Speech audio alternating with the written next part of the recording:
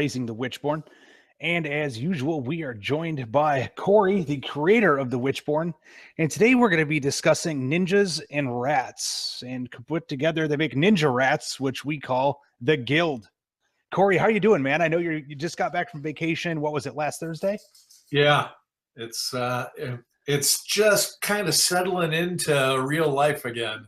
I made a little list of all the things I got to get done this week, and the shortest one's an hour. The longest one is about 180 hours. So don't know how I'm going to do it all, but I'll figure it out. Well, there you go. You just got to one step at a time. Exactly. Awesome. So before we get started, I do want to cover something that I noticed, and it cost me a game or two from the quick start rules, if people read the quick start rules. So it is the way that damage is done on weapons. So typically in the quick start rules, it spells it out that you compare your strength to your opponent's strength. Based upon what that is, will determine how many dice you roll to hit them, and as to whether or not you have to roll anything special in order to really get through. So for example, if your strength is higher than that of your opponent's, you will roll 2 dice instead of 1. And same thing with agility. If you are shooting a bow and your agility is higher than your opponent's, then you roll 2 dice instead of 1. If they're equal, you roll 1 dice. If you are weaker, you need to roll a critical in order to make a hit happen. So when you go and read the quick start rules, all it says is that strength is, or the strength of the attack, or your attribute is already tied into the modifier. So I'm thinking, oh, okay, so it's, no big deal, everything else. So I remember playing a couple of games, and one being Gen Con, to where, needless to say, my woven were not doing hot, because I wasn't factoring their strength into their weapons. I was just doing the modifier of the weapon and a dice roll. And I was wondering, why am I not damaging anything whatsoever? So yes, in the full rule book, the campaign book, it specifically states you add your attribute to the modifier with the D6 roll in order to determine if you beat them. Yeah, I pulled it up for you. It's on page 47. And so if you're using those pre-generated rosters that come with the Enter Perdition set, either the Quick Start or the 250-point rosters, modifiers are already figured for you. But if you're generating your own War Clan from scratch with a PDF, be sure and check out page 47 and don't make that same mistake. That's an easy one to make, though. Yeah, it was one where I was like, because I remember playing and I was like, I am just not hitting whatsoever. And yes, I did have bad dice rolls. However, not that bad. Not that bad. Otherwise, you're hoping for a 6 every time, Tim. Yeah, that's pretty much what every time I was rolling, I'm like, I need a 6. Like, what is going on? So it was a learning experience. But yes, you always add your strength in for melee. You always add your agility in for ranged. Perfect. You got it. So, taking all that into consideration, now that we've got some rules lawyering out of the way, if we want to call it that, let's jump into the people that break the rules, which is the Guild. Yeah, they don't follow many of the rules at all. They're kind of unique, just like the elves were last week. So yes, so let's talk about that a little bit. So, again, we'll do this just like normal. We'll kind of break down leader, the spellcaster, and the different warrior types that go with the faction, and kind of take it from there. So, Cory, if you want to start with the leader. Yeah. So you're going to notice real quick when you look at the guild master, this guy costs more than most leaders. He's 15 gold, and if you might be scratching your head at first, he's got a worse defense than most starting characters. Way worse strength than most starting characters. Got this negative trait of animosity, so why is he costing me so much? Well, it's those other skills that Yes. kind of balance it out. And I'm going to jump to Claw Strike, because that is really one of the keys for the guild. And yeah, I was going to say, across the board, outside of a few models, almost everybody has it. Yeah. Claw Strike is basically martial arts skills. And so strength really doesn't matter in melee to a member of the guild. They're going to always be able to equal the strength of their opponent, kind of using their strength against them. That only applies when they're attacking. So they're still squishy, weak guys when they're being attacked. So, but that's huge when my guild master says, haha, I am going up against this giant dragon. I'm as strong as the dragon now. So I'm guaranteed attack dice. And if I have just one assist of any sort, now I get 2 attack dice for being stronger. So it's really a huge skill that I don't know if you can grasp it in explanation, but when you see it in play, you're like, wow, that's really powerful. Yeah. Yeah, very much so. Because typically you don't run into too much stuff where your stats are equal to where it's 1 die. So it's either you are rolling 2 dice because of the fact that like you're better or stronger than them, I should say, or more efficient, or you need to roll a critical. So the fact that they just, no matter what, tie when they're attacking is huge. Yeah, it's a big deal. And I always tell people good tactic is to kind of clump up in pairs. So you're always getting that assist with your guy with that has the claw strike. You're always stronger, and it really starts to make a difference really quickly. And then your leaders also got a great skill called blades. And what this does is one of the unique weapons of the guild is their shadow blade. And what that is a katana and a wakizashi. And this skill allows you to use both at once. So I'm taking a swing with this giant sword, doing damage and cleaning up then with the wakizashi. Can't even say it. But that even works on a charge. So normally you're limited to 1 attack on a charge, no matter what. Blades overrules that, and now you can make an attack with each weapon. Right. So very huge. And the shadow blades are one of the probably the most powerful non magic item in the game. They add a plus to your damage feats and a plus to your injury outcomes. So you're getting a big bonus there. And the legend is that the guild master has to be the first one in your war clan to own the pair, and then he awards them to everybody else. So you want to, they're very rare, so you want to get them early and then be able to start passing them out to the rest of the clan.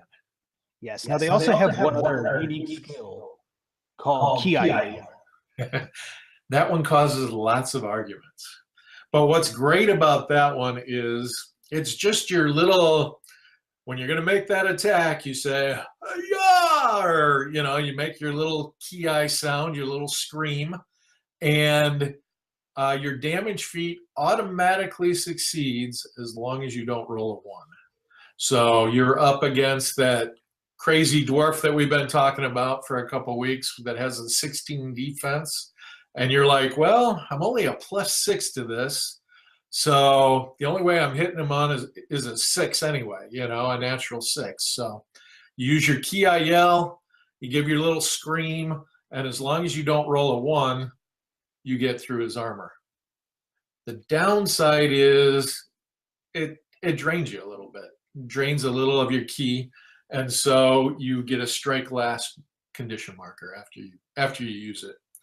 Unless you buy another cool item called a ki focus, and that allows you to not strike last after using that once per game. So really great combination skill. I've seen, the little guild companions take a dagger and use ki yell to great effect. Well, especially with a dagger getting 3 attacks as it is, like that's nasty. Yeah, it is.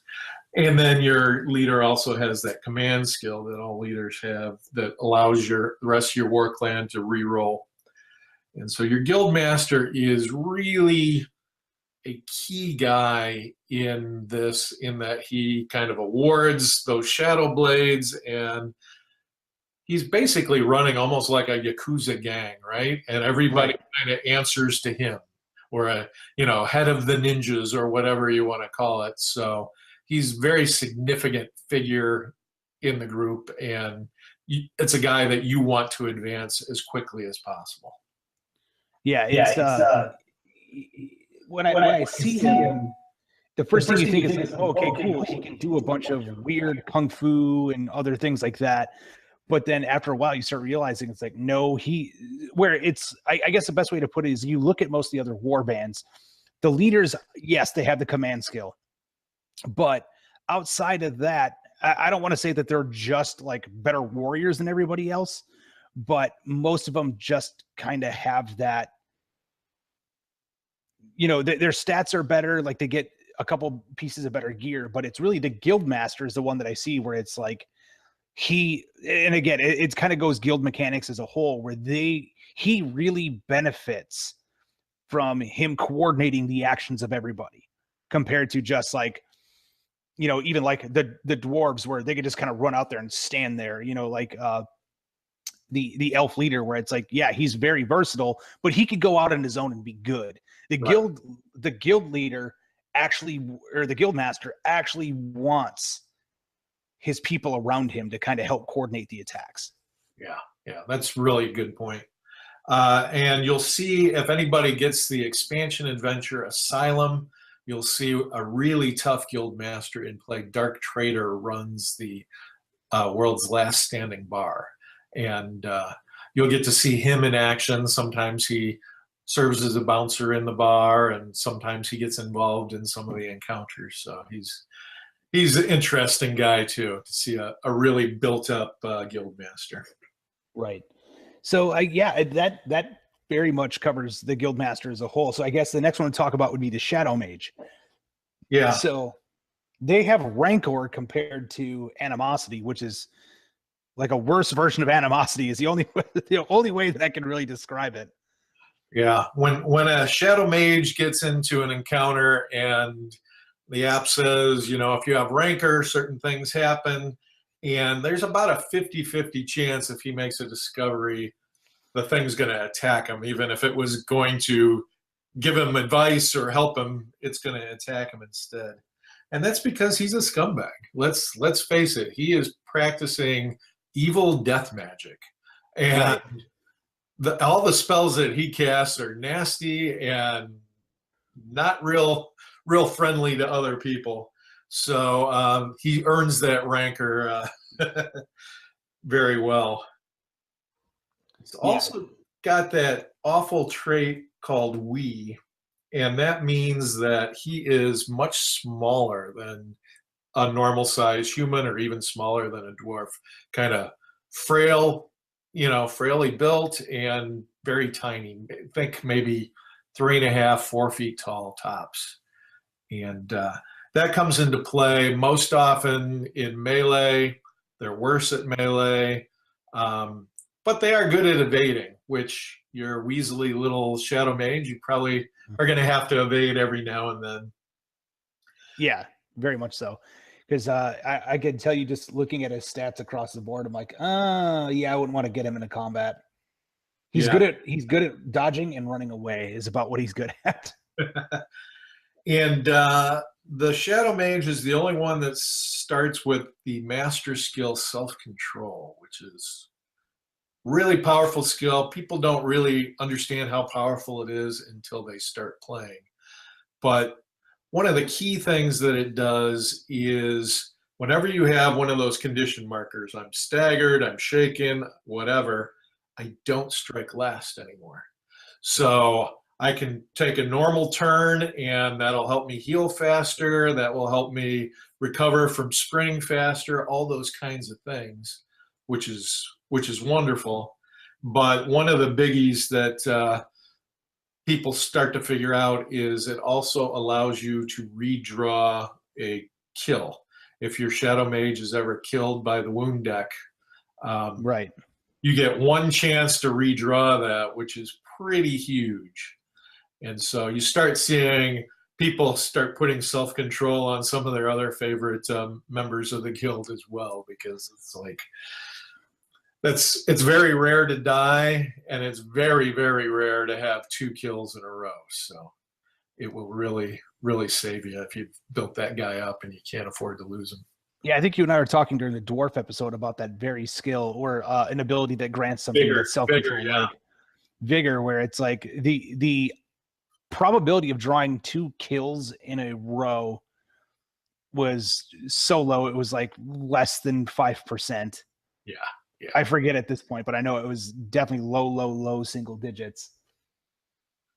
So yeah, having that on this little scumbag mage running around is definitely a good idea. Yes, you want that, and he has some spells that are just, you know, out of this world if you add the expansion. Key one being never overlook the harm spell. It allows you to put poison on several weapons at once, and the guild are very, very well known for their poison, and that is another way of balancing out that lesser strength that they have. They're doing big damage and big injuries depending on what poisons you pick. Yeah, so we'll touch on this a little bit later on, but just to give folks a little bit of a preface, there's actually like 2 pages of poisons. Yeah. So they got a lot of options when it comes time to that. Cool. So we covered the Guildmaster, the Shadow Mage. So I guess from this point, we'll just start going into the normal warriors. You know, everybody's got, you know, if you want to call it the weakest one, which are usually like low single digits. In this case, it's the companion. Yeah. Companion's kind of like a geisha, and she is often underestimated. She's, again, really tiny, but she has 2 great skills. One's Jamur. So the first time she attacks another warrior, we're not talking monsters or witchborn, just warriors, they underestimate her. And so she gets 2 extra attack dice added on to whatever she normally has, and an extra +2 to damage. It's almost like a surprise attack. So she's going in with her dagger or even her claws or whatever, and getting that bonus. And you can use it on every single warrior on every single opposing war clan. So it comes in really handy. You might even want to couple that with a skill like Withdraw, which allows you to make the attack and then skip off away. Comes in really handy. And then she has a skill called Undaunted, which is often overlooked too. When you are weaker than your opponent, you need a critical to hit them. Undaunted lets you hit on the shield side and the parry side and the critical side. So it's basically tripling your chance to hit, even though you may only be using 1 dice, or you may be using 3 dice with the Demure attack. At least with Undaunted, even if you're weaker, you don't need that critical hit to land it. So they are very inexpensive and one of the better warriors that you can fill out a war clan with. Yeah, they're 4 points for, really, it's a strength 1. You're hoping to get that 1 really good attack in there and then run away, because they're not going to last past that. Yes. Yeah, you got it. And some people turn them into cut purses too. You know, they're good thieves. The footpad is sort of your generic guild member. It could be male or female. And really what they've got going for them is they start with that claw strike skill. So they're inexpensive. Load them up with whatever weapons you want, or just start them off with claws, and they're decent right away as long as they're on offense. On defense, not so great. Yeah, you definitely, if you can, give them armor if you've got any left over. If you don't, then honestly, it's 7 gold. I wouldn't bother. Yeah. So.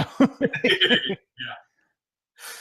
And then we start stepping into the big boys. Yeah. This is where there's a jump. For anybody who's listening, there's a significant jump in cost. Yeah, the Enforcer is 5 gold more than your footpad. And in addition to Claw Strike, he has a great master skill called Dragon Spirit. And what Dragon Spirit does is it enhances his martial arts even more. So he is now always guaranteed to be stronger than every opponent that he faces. So Right. he's always getting that bonus attack die, even when he's solo. He doesn't need that assist anymore. He's on his own. He can just wreak havoc. And I've seen it with guys with Shadow Blades on their enforcers. They are just bad news. Yeah, I was gonna say that's a pretty disgusting combo. It really is. Yeah, so enforcers, I guess the best way to put it, they are the heavy hitters of the guild. Yeah. Not so much on the taking it, but on the dishing it out, yes, very much so. And then we've got the Night Runners, even a little more expensive. Now we're up to 14 gold. This guy, when you first look at him, you're like, gosh, why is he so expensive? Well, there's a bunch of reasons. He's got a 9 speed. 9 speed is insane. I mean, an average guy's going 6, so you're going 50% farther on every move.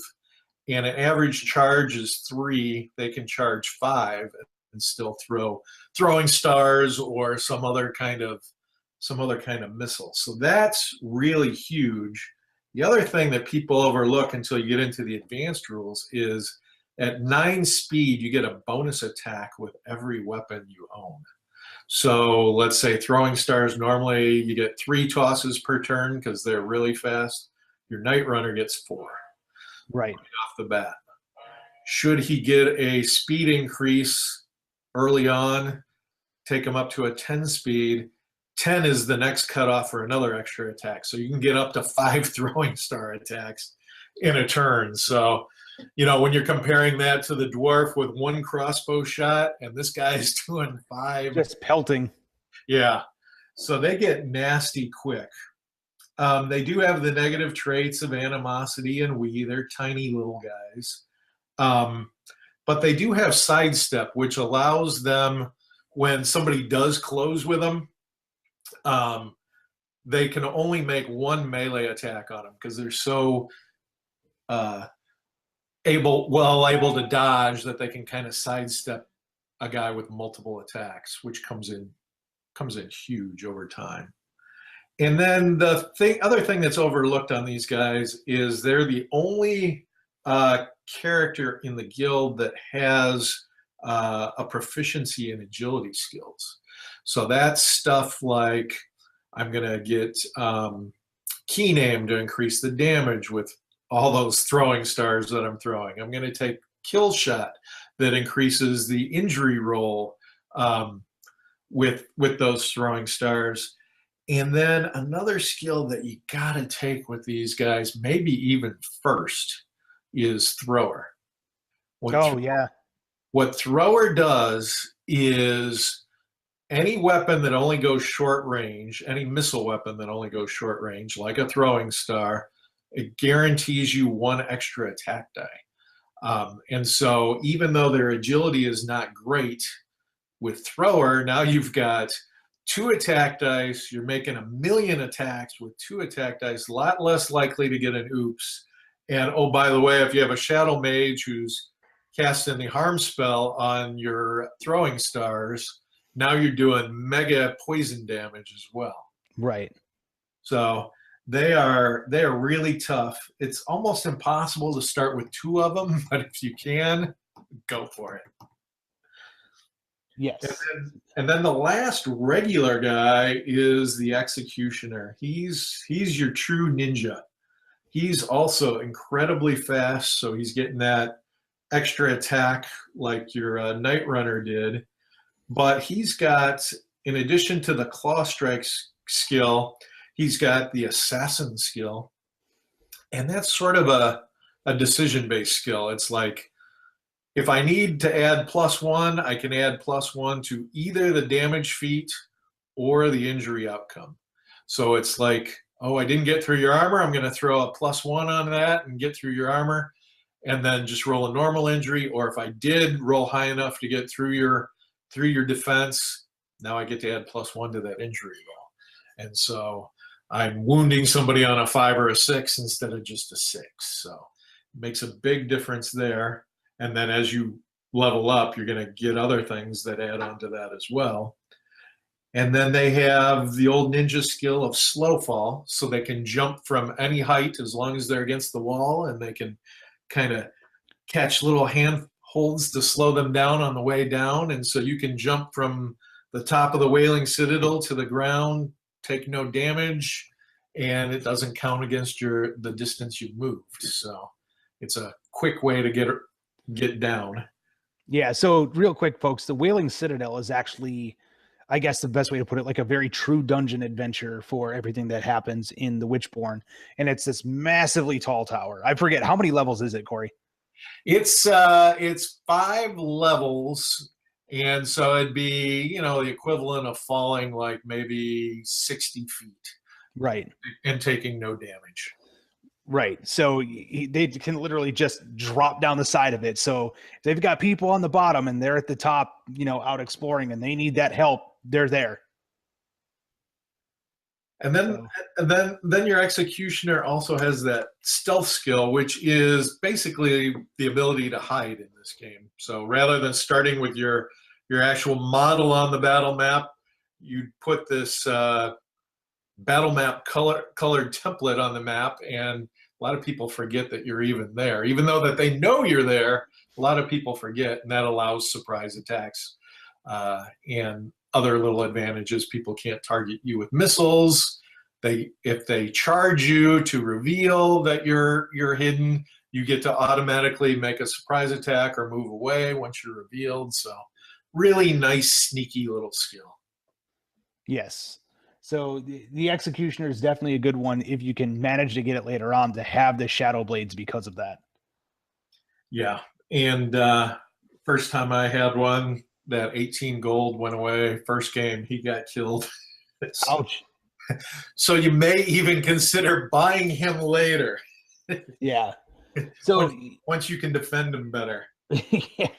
So there are 2 special unit entries for the guild that you can actually, in this case, get starting the game if you want to spend the extra gold. Yeah, you pretty much have to decide that you're going to build your war clan around one of these guys if you want it, and it can be done. The first is the Spirit Fox, and I can't tell you how much I love the Spirit Fox. They are just amazing. It's the old legend of, I'm probably pronouncing this wrong, it's either Kitsune or Kitsune, the fox women.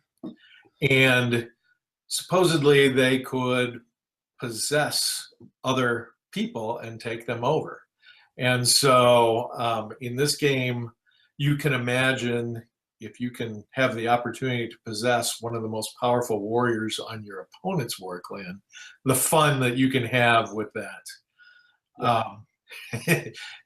I've taken over ogres and just wreaked havoc on orc war clans. I've gotten lucky and taken over people's spellcasters. The higher the psyche of the opponent, the harder it is to do. But I've managed to succeed almost every game I've ever played, and it just changes things. But again, they're hard to get, they're expensive, and very cool to have. Very cool to have. Yeah. So they also have Ghost Walk and Shapeshifter are their other 2 abilities. Yeah. The Shapeshifter is they can anytime take the form of a guild footpad, and they tend to try and fit in and fall in love with a member of the war clan. And so there's somebody that your Spirit Fox is always devoted to. And when she's in her natural form, her fox form, she'll have anywhere from 3 to 7 tails. And so if you're a real stickler, you'll have to buy at least 3 fox models and cut the tails off too and add them on. But or be good with that green stuff. Yeah, or be really good with the green stuff. Good point. Good point. Right. Usually, as long as somebody's got a fox model out there, and Tim's friend Patrick Keith actually makes a really cool Kitsune miniature. So probably check that out from Bombshell. Oh yeah, that would be the one I would recommend right off the bat. Yeah, very cool. And then the last and definitely not least by any stretch of the imagination, the Big Basher, the one that you are going to be pretty much running this model of Guildmaster and nothing but foot pads, is the Oni. Yeah, the Oni is, in essence, a red-skinned demon, and you summon him, and he works for you. But it's brutal training that they go through to actually serve the guild, and you'll have to pick one member of your war clan to be the Oni's master. And don't broadcast this to any of your opponents, because if the master leaves the battle mat from a wound or any other reason, so does the Oni. So you're losing your 24 gold piece investment anytime you lose the master. So right, keep the Oni safe and keep the master safe.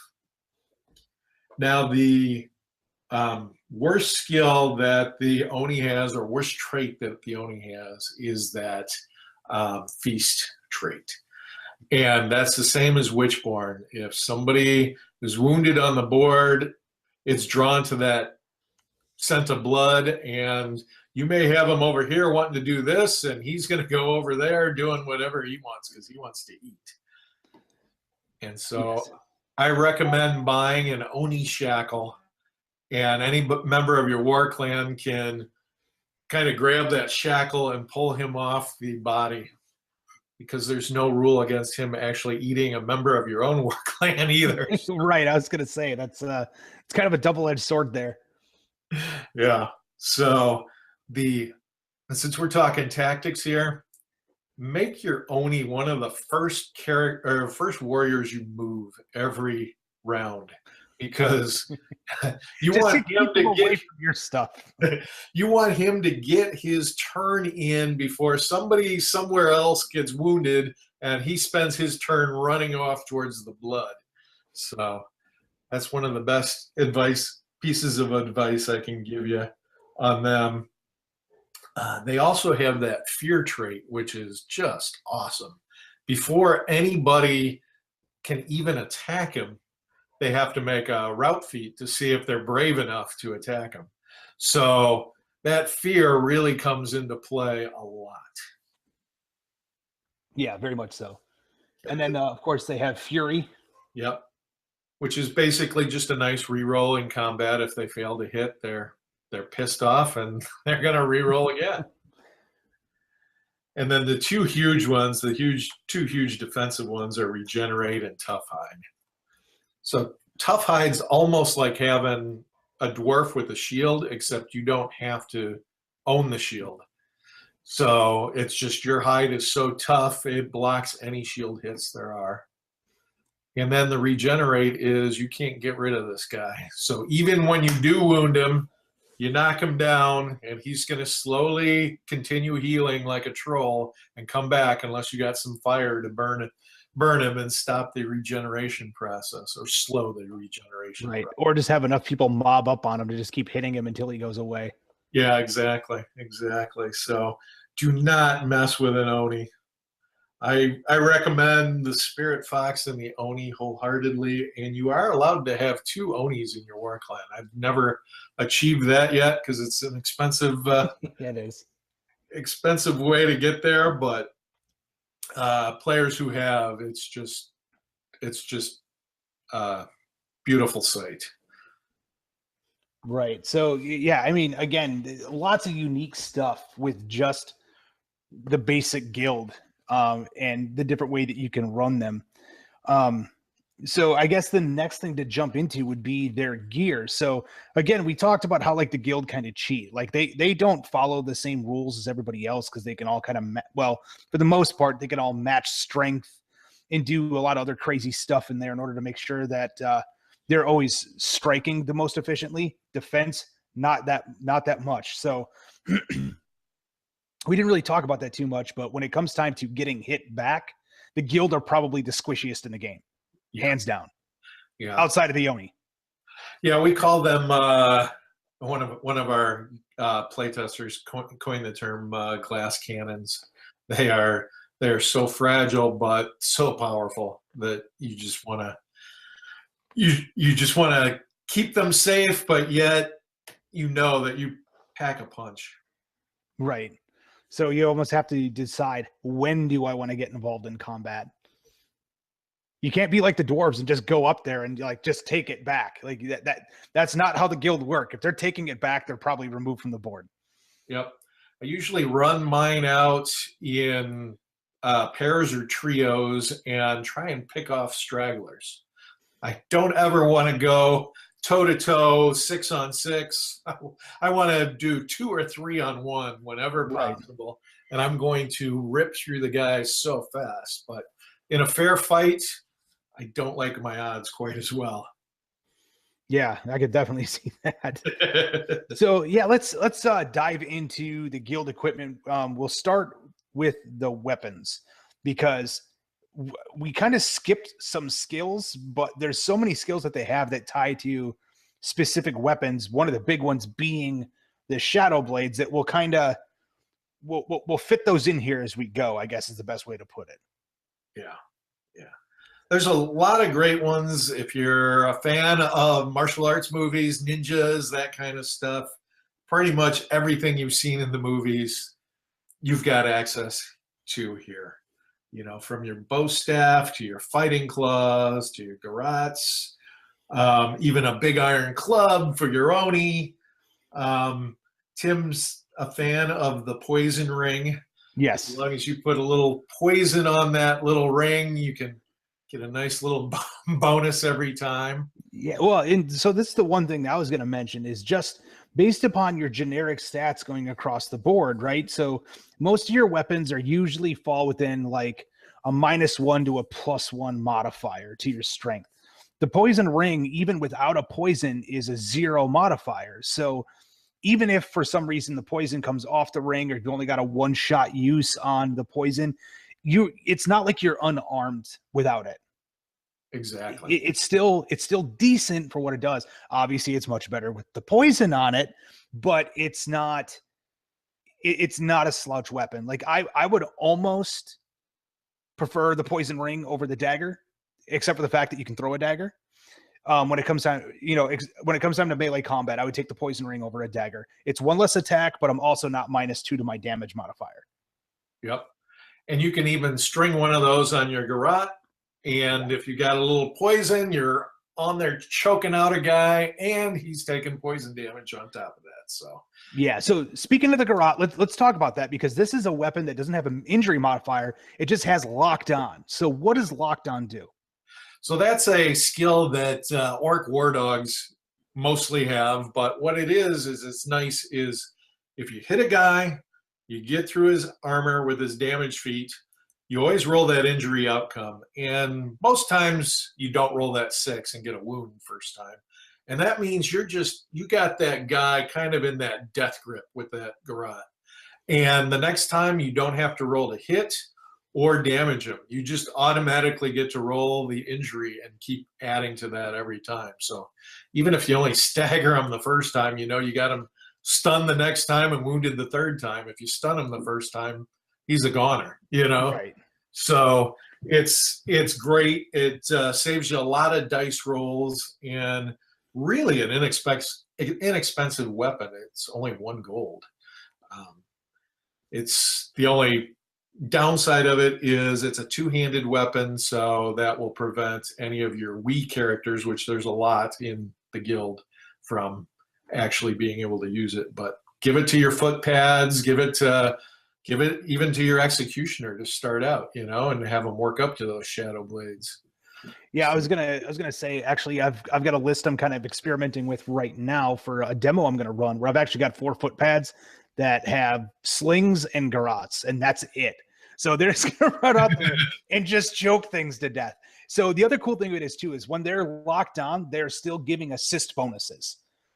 So that means if they lock onto somebody and they're choking them out, there's nothing stopping your guildmaster from coming by and just finishing them off, or somebody else from coming over and just, giving that good gut stab and just finishing them off. Yeah, that's a great tactic. And you can just get all the bonuses that you can. And that's where we're talking, like, guild are one of the teams that you really want to team guys up with more than others. We had thrown out the shadow blades earlier and how essential they are to the game. I mean, that's your katana, and obviously it's the most expensive weapon the guild has. They're It's 10 gold. 10 gold. But there are some skills that stack with that weapon as well. Yeah, quite a bit actually. Yeah. One of the big ones that people tend to take early on is called Mantis Stance, because it's just a basic skill. And what it does is it allows you to add your psyche to your defense score. Because basically you're holding your katana out there and you're anticipating all the blocks and blows and everything that your opponent's going to do. And so the Mantis Stance allows you to increase your defense by at least 2, but in the case of the Guildmaster, it's by 3. And that's not to say you don't get psyche bumps along the way that improve your psyche score. And so you're increasing your defense. So you can imagine your Guildmaster's wearing basic padded armor, and he's a 4 defense. The padded armor makes him a 7, and now he gets Mantis Stance. He's already up to a 10. That is kind of a huge jump for a single skill. It is, because when you look at some of, like, even the dwarves, I'll use them as an example. Like, for them to get to a 10, like right off the bat, they can do it, but it definitely not as easy as this. Like, this is one way for them to just like flip that switch, I guess is a good way to put it. Yeah, you don't want to miss out on that one. And then another one that people love, well, there's 2 more that people love. I can't even forget about the sword art. Sword art is that it's kind of like Iajitsu, right? I don't know. It's probably my favorite. And it's basically, I can unsheath my shadow blade, whack you really hard, and resheath it before you even blink. It's instant like that. And what it allows you to do is, it's kind of like Demure with the companion. The first time you encounter any warrior on the board, they're not expecting your blinding speed. And so you get 2 extra attack dice and +2 to damage on that first time that you attack. And it does add some other skills, because it's a very spiritual, mental skill as well, right? So it makes you fearless, which is huge, and it gives you quickness, which is amazing with that shadow blade. Normally, you only get 1 attack with a shadow blade, so taking 2 attacks after you get your free sort of surprise attack on the same opponent, you're going to be whittling them down really quickly. Yeah, which is really, really crazy. So, and that was the thing I liked about it, is the fact that if you were lining up whoever's using the shadow blades and they have sword art, the stack that you can get from, again, that surprise attack. So let's kind of talk about that a little bit, as far as like you're stacking it with, say, doubling up on somebody, so they're getting they have the advantages of the double up, but at the same time you're getting that overall just boom strike right off the bat. So even if you got something like a companion who's on somebody, and that first time just jumps in there with the dagger, starts going crazy, and then somebody with sword art comes along and it's like boom boom, and it's almost, I don't want to say a guaranteed like wipe them off the board, but there is enough bonus and stacks in there where the probability of removing a model from the game with just that 1-2 punch from a companion and anybody that has sword art and the shadow blades is like 60% chance, like from completely healthy, they're standing there doing fine, to just go ahead and remove that bottle from the table. Yeah, you can take someone to their knees really quick. Now, we do have to mention that it's a very honorable skill. So it doesn't combine with things like cleave and dirty tricks and disarm and poison and that Kia yell. And so you got to kind of weigh how you use it, because it's like a skill you might give your executioner, you might give it to your enforcer. Your guild master's never going to be able to get sword art because he's already a bit of a scumbag, and so you got to Right. decide who's going to follow that honorable path and fight fairly. Right. So again, it kind of, you have to balance it out. How do you want to go about doing this? So it's it definitely it definitely is food for thought. But stacking it on, say, an executioner or something like that, where it's like suddenly they're just disgusting, popping out of the shadows if they haven't even seen you yet, and you pull off sword art, like that's just ugh. Like that's a good way to just make sure everybody at the table focuses in on you right now, but you also send a message not to screw with that guy. So it's a double-edged sword, but you're going to do it. And again, depending on how you stack it with that first initial attack, you have a very good chance of just removing a model from the table. Again, killing all comes down to whatever pops up on the app, but wounding models still takes them out of the game. So that right there, that's all you got to do. Like we were talking last, a couple episodes ago about like the Jarl and how tough they are, or even the Carls for that matter. Like when you can just walk up to a Carl and go, "Yep, out of here."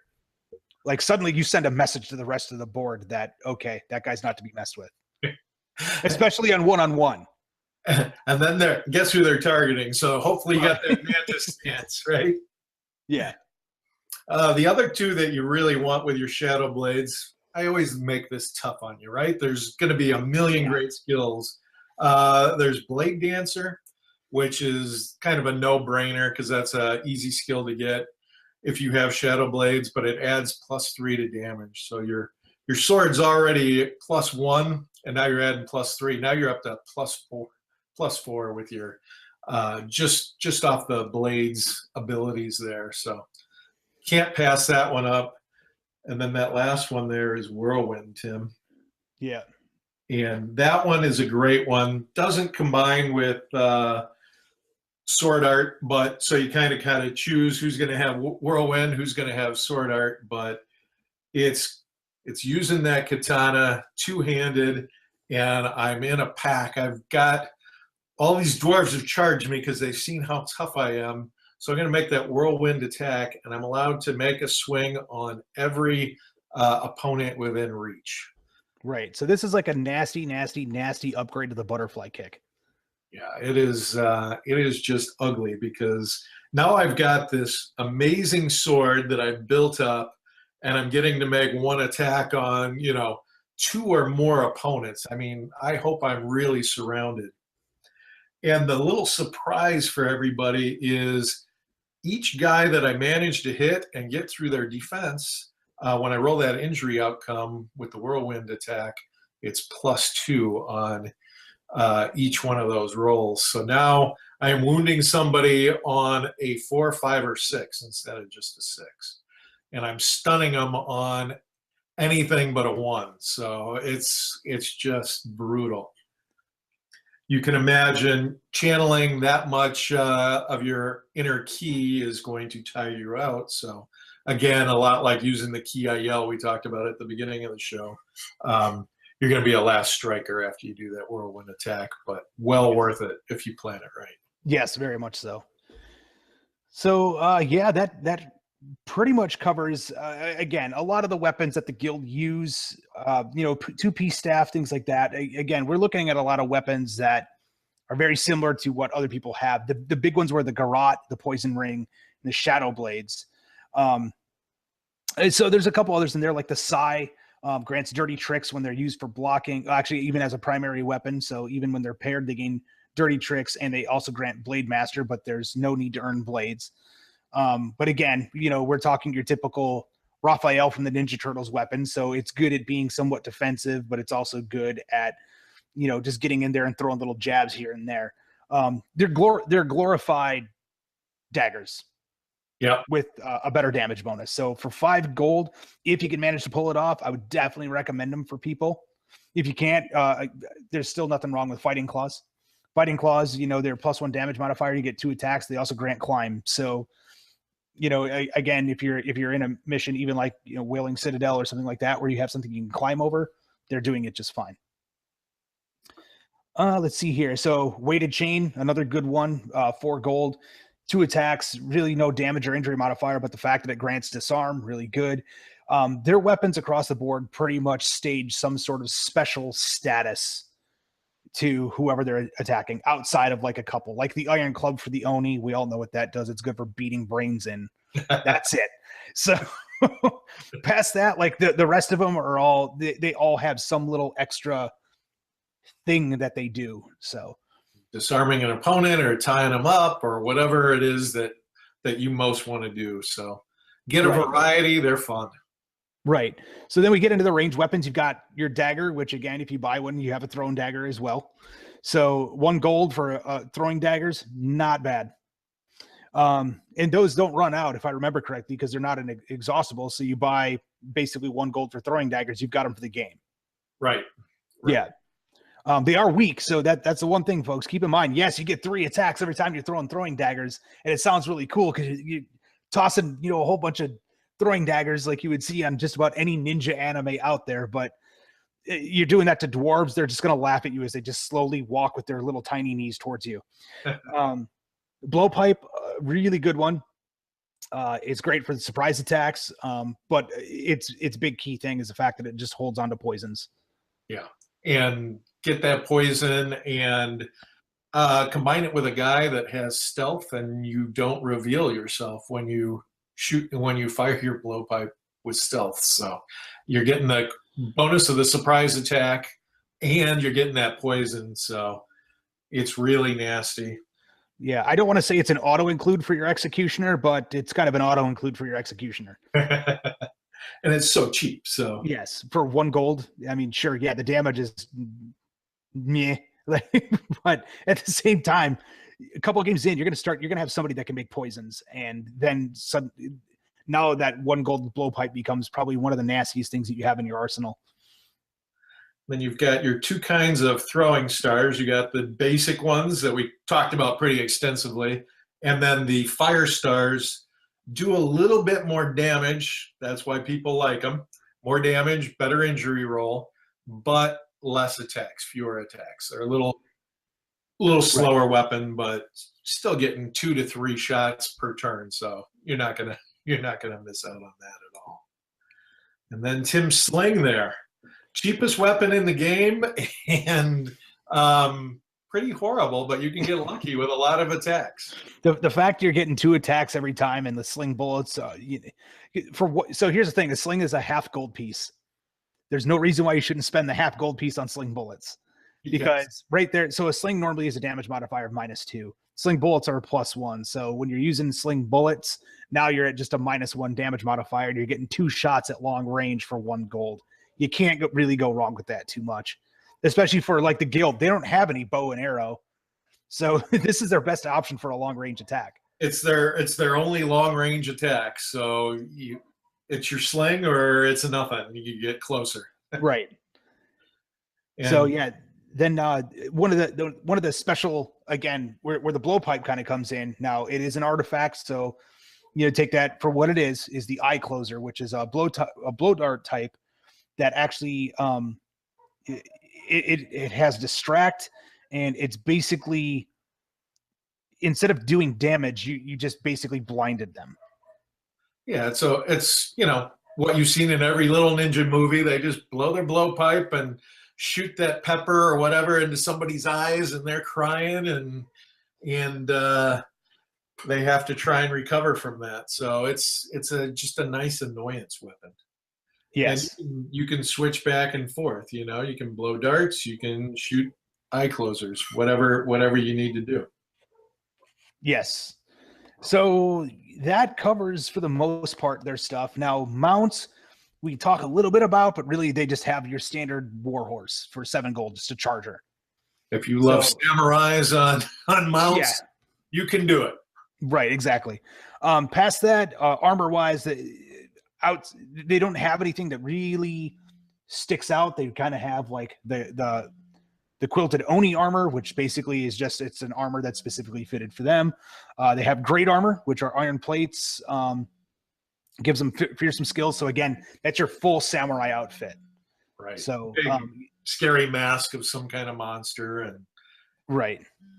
And then their form of a shield, if you want to call it that, is the War Fan. So it's a folded fan, grants a fend skill, serves as a prerequisite weapon, limits your warrior to one-handed weapons, which, again, most of their weapons, they're the nasty stuff. Again, it's kind of one of those things you have to balance out. A lot of their nasty weapons that have extra stuff are two-handed. So you really have to kind of determine how you want to build your war clan. And a war fan is cool, but you have to decide that person's not going to have one of their best weapons, I guess is a good way to put it. It's kind of cool because you can block all those parry attacks that hit you with that fan. Yes. And of course, like one of the big things in here, if you're playing the Searchers, is it also cools your Parched Warrior. So it is a fan. It works like a fan would. Which doesn't seem like a big deal until, well, you play the Searchers and you'll figure it out. Yeah, it makes your companions cute. So, Yeah, exactly. There you go. For 6 gold, why not? So let's talk about one of the bigger sections. Now, because again, we're trying to keep this podcast limited as far as its time running, and we would go over by a lot. We're actually running over now as it is. But poisons. Let's talk about poisons and just kind of like, I guess, a general sense of what poisons do in the game, because nobody uses it better than the guild. Yeah, it is just your way of cheating, right? It's like, right. What do I want to do to make up for the fact that I don't have a lot of strength or my agility isn't great? I'm going to coat my weapons with poison. And there's a lot of different types. Most will either add damage to a melee weapon or add damage to a missile weapon, or they're going to affect your injury rolls and improve those. So you've got to sort through this whole list. I don't know, there's 10 or 15 in there. There's a lot. That, and kind of read each description and kind of, understand what it is. And as you can imagine, the more expensive the poison is, probably the meaner it is. Basilisk venom is one of the absolute meanest. And what that allows you to do is when you apply it to your weapon and you wound somebody in battle, rather than drawing 1 wound result, you get to draw 2 wound results for them, which strategically is great because I'm getting shadow points for every wound that I cause. So now I'm kind of doubling the wounds that I cause, and you're really pissing off your opponent because he's got 2 wounds that he has to potentially cure now on his side. So use Basilisk Venom only when you know that you're safe. Yeah. People are coming for you if you got that. Yeah, because again, so the thing with poisons to keep in mind, folks, is that the moment they're all an expendable gear. So unless you're making multiples of Basilisk Venom, which can get expensive, especially at 5 gold per dose, every time. So I throw a dagger with Basilisk Venom. If I miss, I'm done. Like, I just wasted 5 gold. But if I hit with it, it's great. But in order for me to sit there and say I can coat like multiple throwing daggers with Basilisk Venom, it's just not, unless I'm just raking in the gold left and right, it's just not happening. But at the same time, that's the first character everyone's going to kill every game. And normally elves are immune to poison, so one you don't want to pass on is Elfwort if you end up playing a lot of elves. It's the only thing, it kind of intoxicates them, makes them a little drunk rather than really hurting them. And so it's going to slow them down immensely if you hit them with Elfwort. And it's one of those super overlooked poisons, and as popular as elves are, load up. No, especially when you got that Spriggan barreling down on you. Then another one that I wouldn't overlook, this one really isn't a poison. It's the last one on the list there, the Wraithroot. Yeah. That one, if you're not playing advanced rules with mages, get some Wraithroot. And what that does is when your warrior is wounded in the game, you consume the Wraithroot right away. And again, it's expendable. It's a one-time use. but you're going to get a few more rounds with that character in the game before he actually collapses. I got to actually read it here because it's 4 more turns. He gets to fight 4 more turns, and in a game that usually goes 6 to 8 turns, 4 more turns is a big deal. Yeah, it is. Especially if he just lasts to the end of the game that way. Like if it's 2 turns left of the game and they pop that, well, for all intents and purposes, they're still standing. Yeah. And so it's a nice little cheat, and it has pissed me off more than once going up against a guild master. One guy has a 16 defense guild master, and you finally whittle him down, you finally wound him, and then he goes right through, and you're like, what? No. That's when you say, I hate this game, and then you realize you're the one that made the game, and then you just existential crisis all the way around. But so yeah, folks, to summarize, if you want to cheat, you play the guild. You do. Oh, awesome. Well, Cory, thanks for joining us again. And this next week, we're actually going to be jumping into one that some people have been asking for, the Norn. So folks, stick around for next episode, and we will see you next time.